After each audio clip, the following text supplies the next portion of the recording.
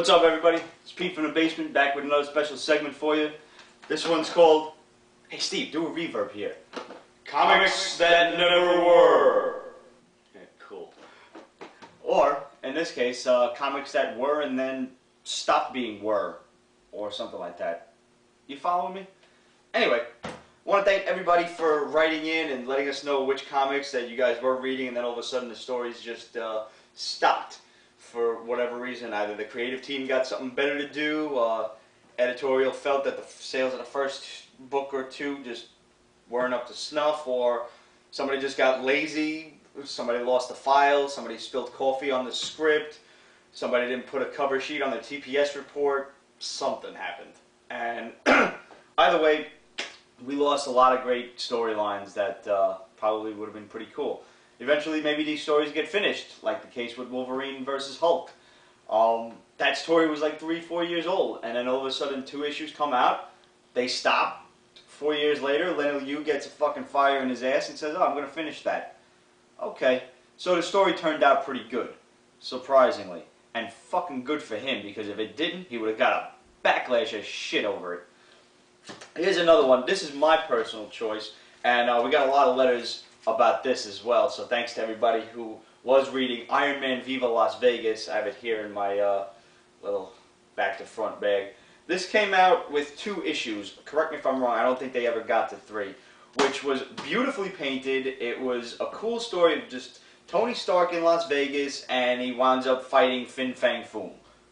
Okay, fine. It's a fun story, it's 4 issues long, the artwork's great, the story's pretty cool. I was biting, and so were a lot of other people, and it just stopped. Why did it stop? Was it because Tony Stark wasn't Iron Man anymore as far as post-Civil War Marvel went, and they wanted to keep this in continuity? Did it stop because Jon Favreau and Adi Granov, you know, fucking took a trip to Tahiti together? I don't know.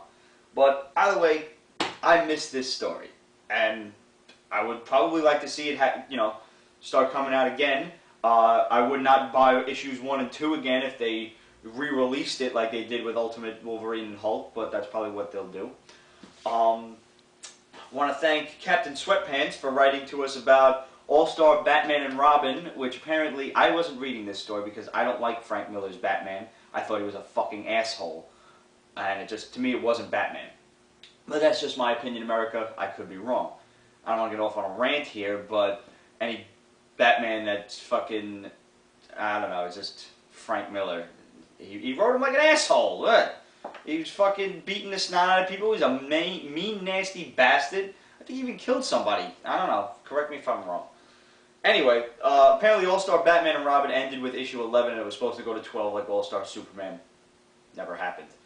Another one that the good captain was talking about was a story called John Law by Will Eisner, which he picked up the first issue, which was put out by IDW, and never came out after that. Apparently they were doing like a redo of the Will Eisner series, so never saw the end to that. Oh well. Rick from Phoenix, Illinois wrote to us talking about Stephen Platt's work back in the 1990s, which was Prophet and Soul Saga. He said we'd probably give him a bag of shit for mentioning that, but I won't, because I actually thought Prophet was pretty cool. I never read Soul Saga myself, but maybe one of the boys did, and I'll ask them. But he had his own answer to what happened there. He said the guy probably had a drug problem and couldn't meet his own deadlines. You know what? Sometimes that shit happens. What can you do? Another big, major fucking shitstorm was Spider-Man Black Cat, The Evil That Men Do, which was put out by the one and only Kevin Smith, who, as far as I'm concerned, is a decent comic book writer. He's a great filmmaker. He's cool with scripts. Jay and Silent Bob were some of the funniest fucking movies I ever saw. But when it comes down to it, for some reason this man just can't seem to meet comic deadlines. Look at when he was with Daredevil with the first 7 issues. They came out like every 2 months. And you know, Green Arrow, did that conclude? Was that one of them? I think it did. I think it was like 4 issues long. It was like a Green Arrow rebirth of some sort without actually using that title. But you know, great series, again, slow. Kevin Smith is always delayed, which I know he's got another series coming out, which at this point actually escapes me what it is. Captain Sweatpants told me what it is, and we discussed it via MySpace. You know what? I really don't remember, but I'll look that up for you. And either way, that's probably going to be slow too. So don't get your hopes up there. Another big one. For some reason, I'm maintaining hope for the 12, which is popping up on screen now. This was supposed to be a 12-issue stint of all of like Timely's old 1940s, 1950s characters, and some like one or two of them I think Marvel made up, but a lot of them were actually old characters that they just reinvigorated, and it was a great story. It was a very humanistic story. It was really a lot of character depth, and it fell off after 8 issues. What happened to the 12? Where did it go? It's been about 3 or 4 months, I think, since the last issue came out. Was anybody else reading that? Is anybody else like fucking sorely disappointed that that shit just stopped? Because I was really genuinely enjoying that story, and I would have liked to see that it, you know, not that it would continue after 12, but establish some characters, see if anybody likes these characters. Maybe that was it. Maybe nobody fucking was buying it. Nobody liked the characters after all, and I'm the only asshole who was spending the fucking $3 every month on the issue. I don't know. But, you know, when it comes down to characters who, I guess you could say, can't meet the public's standards, or they can't meet the industry's standards to have their own book, a note from the captain, again, that Marvel should take a note from DC and see what DC's doing with like Detective Comics and a lot of their other stories where they're running backup stories of some of their D-list characters. They're giving you 3 or 4 or 5 pages on these characters that otherwise could not maintain their own book each month. And then it would go for 6 issues and get fucking canceled. And there's like 6 people in the world that like those stories, that like those books, and now they're screwed. So instead, they could pick up Detective Comics or Booster Gold or whatever and get a backup story featuring another cool character. So why doesn't Marvel do something like that? Take Fantastic Four. Please, just fucking take Fantastic Four, because in my opinion it fucking sucks right now. But let's assume that it doesn't, and people are actually buying and enjoying Fantastic Four. In the back, you could have some side stories of Silver Surfer, who has had, what, about 10 of his own unlimited series going, and they're all gone by now. But as we've seen, with things like Silver Surfer Requiem and 1 or 2 others, there was that other story by Mike that was, the covers were drawn by Michael Turner.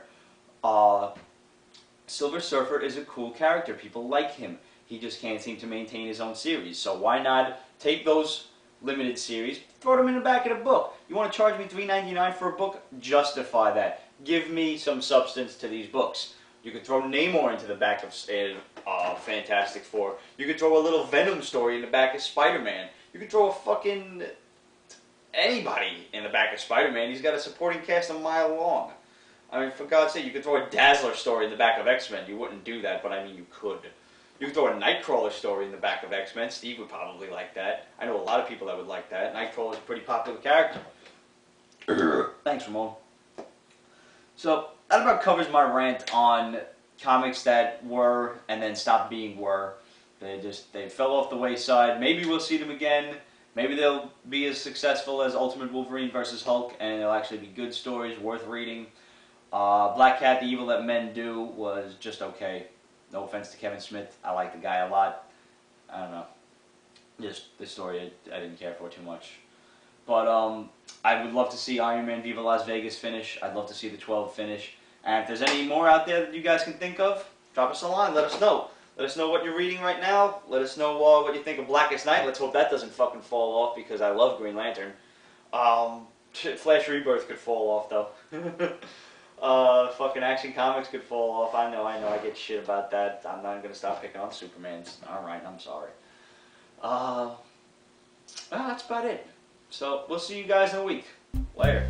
Let's start with DC. Justice League, Cry for Justice. Green Arrow